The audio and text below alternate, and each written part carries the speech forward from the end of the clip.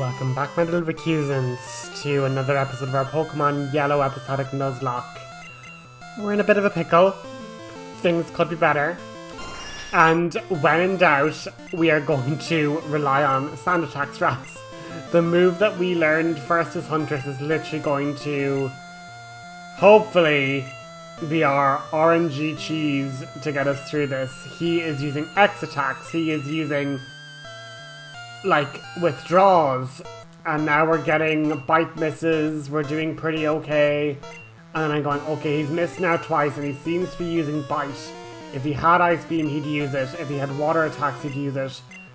So we're gonna just hopefully get a miss and we can regen. And then I'm like, oh my god, we're not gonna have enough HP if I miss Sleep Powder, so I just go for a Mega Drain. We get a nice heal. Skull Bash hits. We barely survive. And we win. We win, thanks be to God. So yeah, we won with no casualties, but that was really, I honestly spent ages being like, oh my god, what am I going to do? This is dire. So, escape rope out. I'm gonna cut out till we get back to the cave, but I escape rope. I buy some stuff at the Poke Mart, etc. But yeah, we're nearly through the victory road and we can start the Pokemon League, but let's roll our title card, shall we?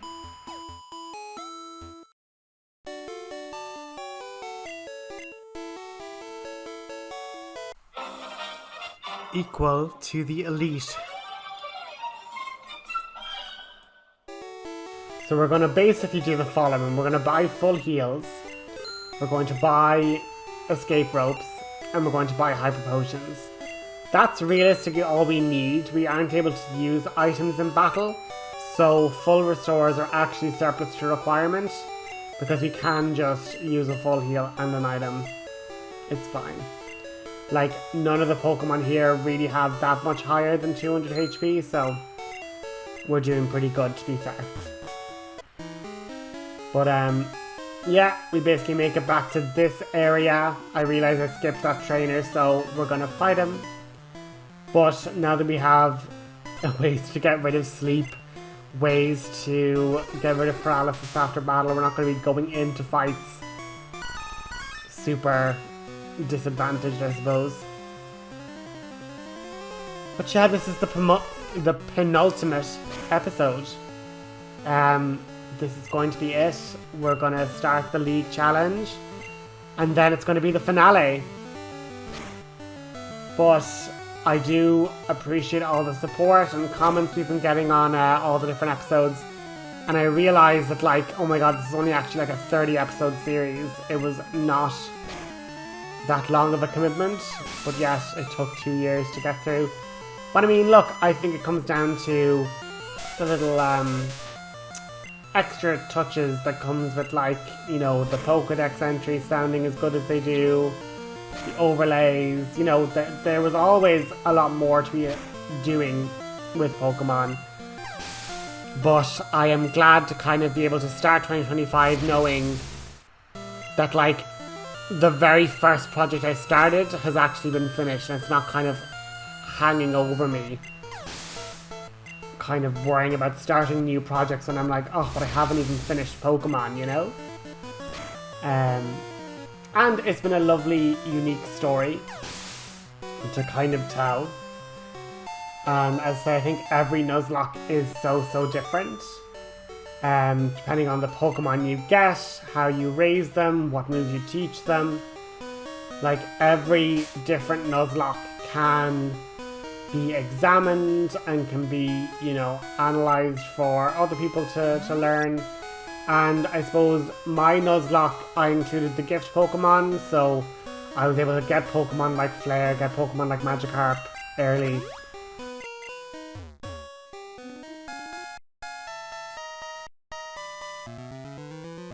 Other Let's Plays might have different restrictions, so they mightn't have things like competitive where they might just more strategically avoid certain very difficult battles.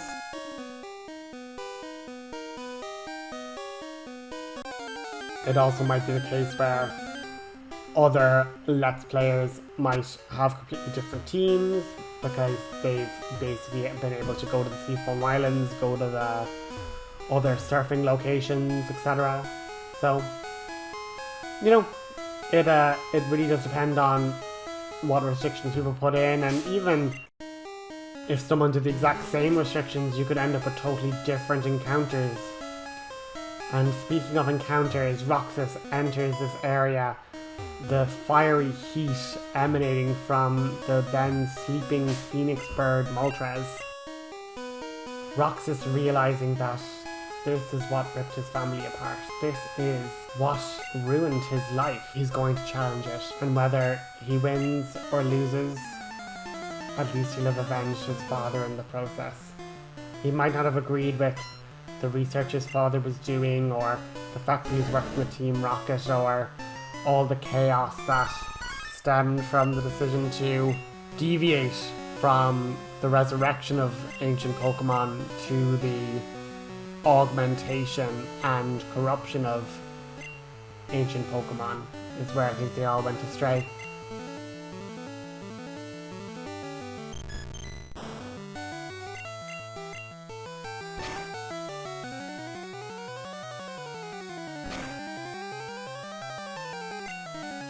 One trainer, however, taking photographs says, no, like, you can't disturb Moltres. It's one of the, like, most precious Pokemon in the whole region of Kanto. Roxas basically says that he has to do it. He doesn't expect this trainer to understand it, but he has to face down this beast.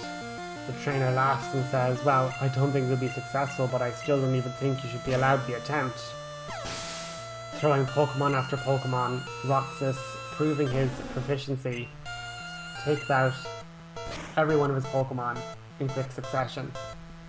With a combination of Hypnosis, Stream Eater to keep himself healthy, Nightshade to deal consistent damage, all his Pokemon are taken out.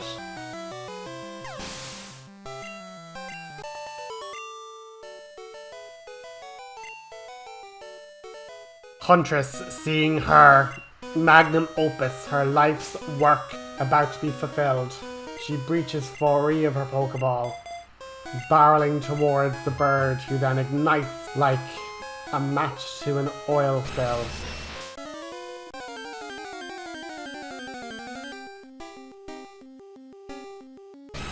The bird becomes wreathed in flames, lighting up the entire cavern.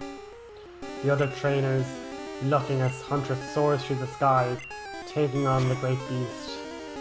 A fly attack does good damage. We get a miss, and another fly attack and another miss.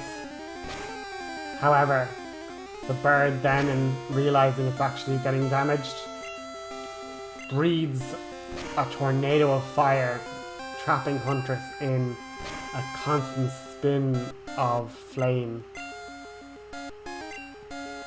It's breaking free and flying down with a critical strike. The bird perishes and Huntress stands a survivor and the unquestioned most powerful flying type Pokemon in the land. I just cut out getting that boulder there and then, you know, make my way back to the infamous Blastoise Kingler trainer, and rewatching that footage again in editing, I was just like, oh my god, I could have actually just been hit with a guillotine and gone. There goes my Surf and Strength user. Mad.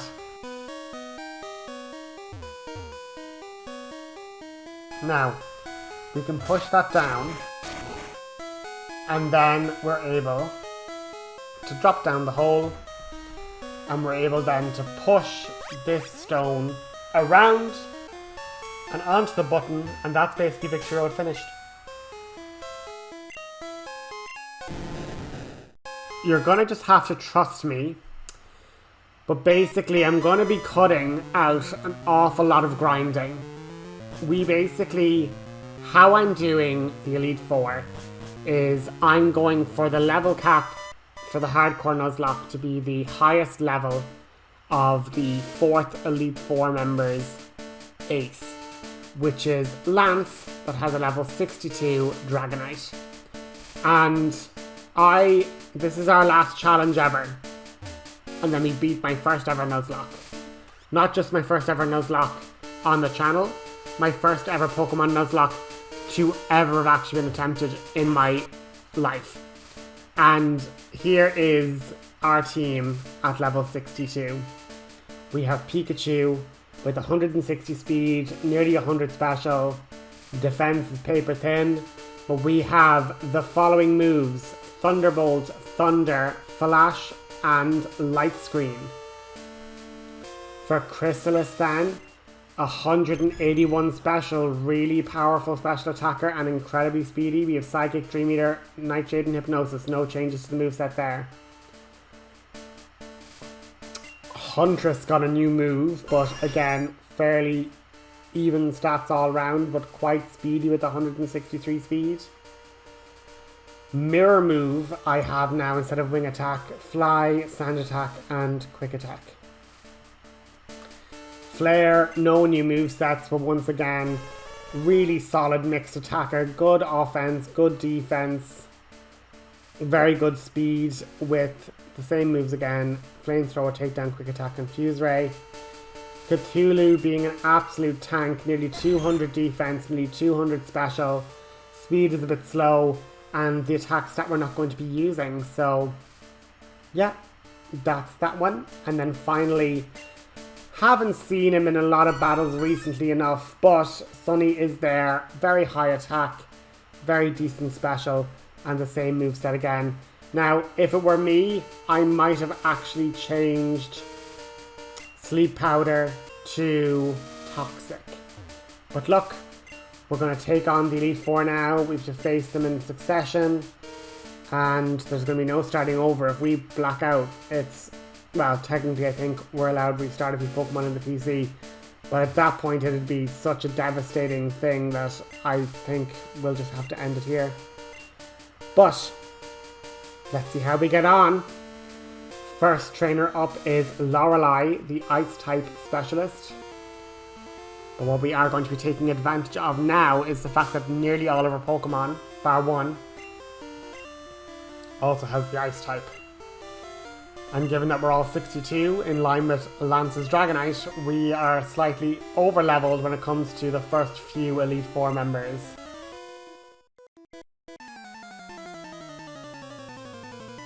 Lorelei wants to battle. And I have to be honest, I really thought Peekaboo would be a liability. I was saying, if she's ever going to be useful, it's going to be in the first round.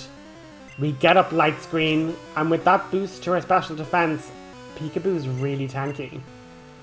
I then go, okay, what does a Thunderbolt look like? Thunderbolt looks really good. Dugong are quite specially defensive. We're after burning one of our items, a Super Potion. One Pokemon down. Peekaboo has just come here and it's saying, I am not risking anything, any of my friends. I have trained with my trainer this entire journey. I've been through thick and thin. And then I go, Pikachu, Thunder. And Pikachu does not miss.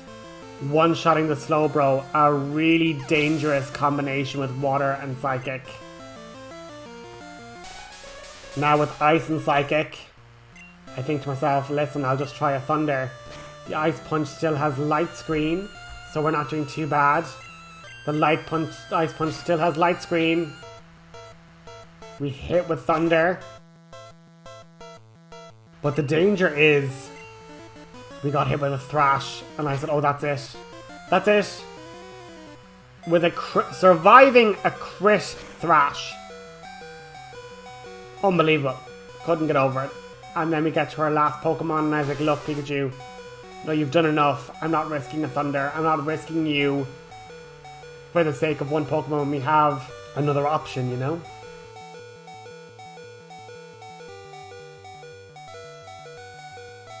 I'm going to just go out to Chrysalis to be kind of a neutral pivot.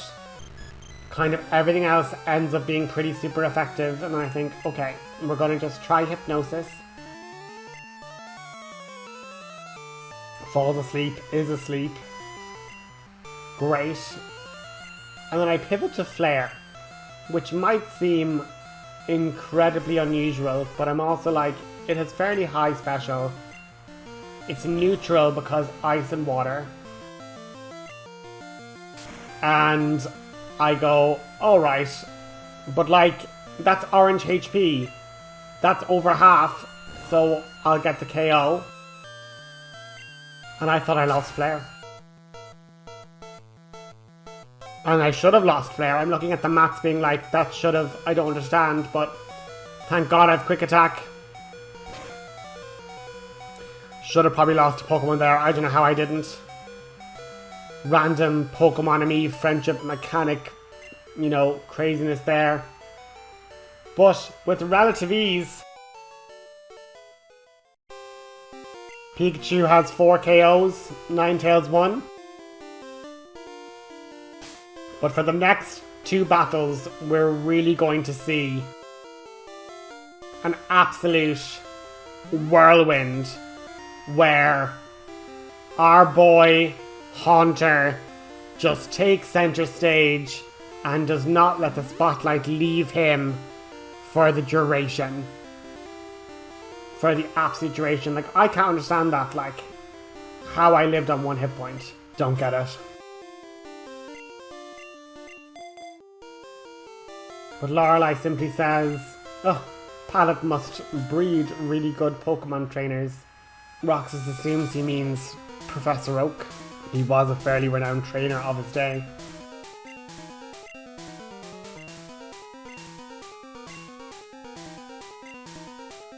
And now Bruno simply addresses Roxas by name and says, I've been expecting you.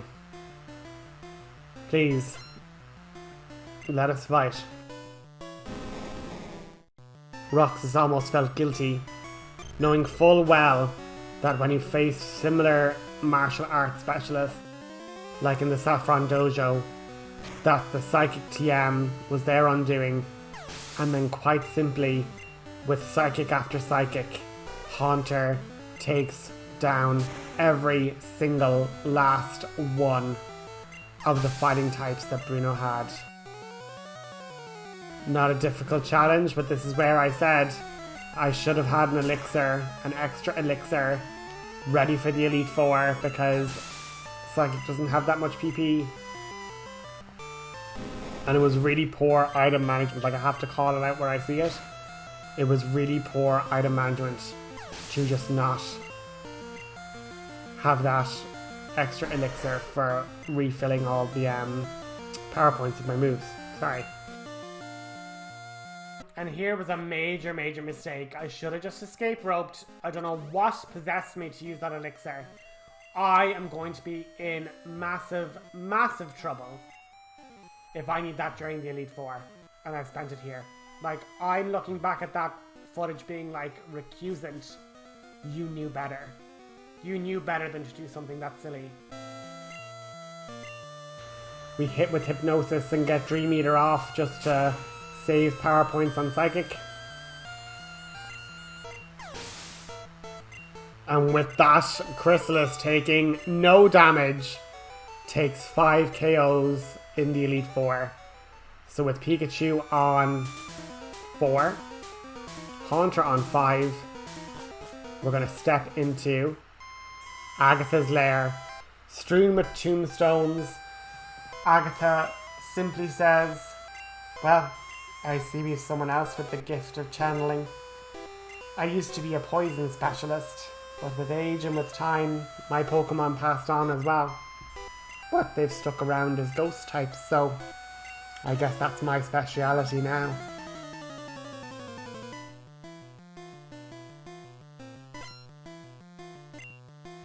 Agatha says Oak was wise to put 2 dogs in the race.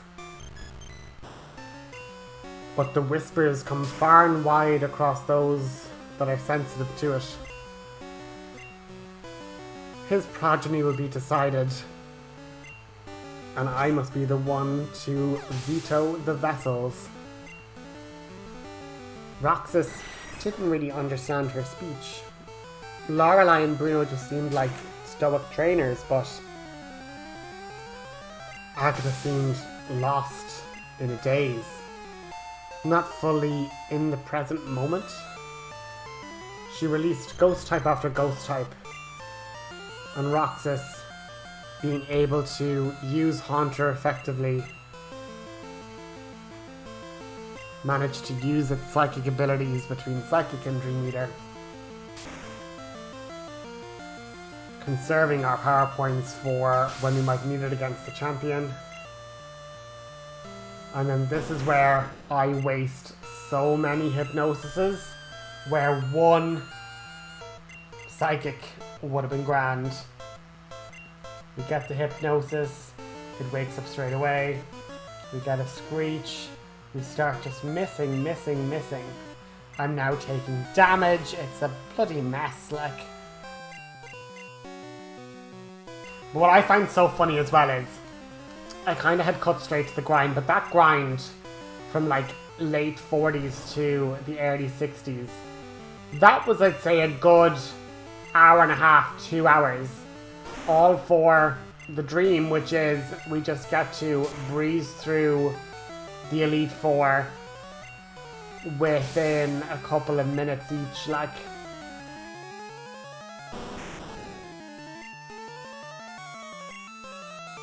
But I finally get the hour back to sleep, we hit the Dream Eater, I'm after recovering full health again.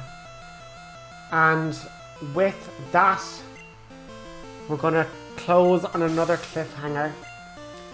We're gonna go forward and meet Lance, the Dragon Tamer, a trainer capable of raising the mythical dragon Pokémon, of which there's only one type in the entire Kanto and Johto region. The Dratini line, the mystical, elusive Pokémon. Lance simply says that he's honoured to meet me. Whispers through the supernatural have talked of your arrival and of the potential fallout of what could happen if you're allowed win. So I'm going to have to change destiny and stop your future before it happens. You cannot be allowed to become champion, Roxas. Your league challenge ends with me. That's been our episode. Leave a like and a comment, and I'll chat to you next time. Have a good one.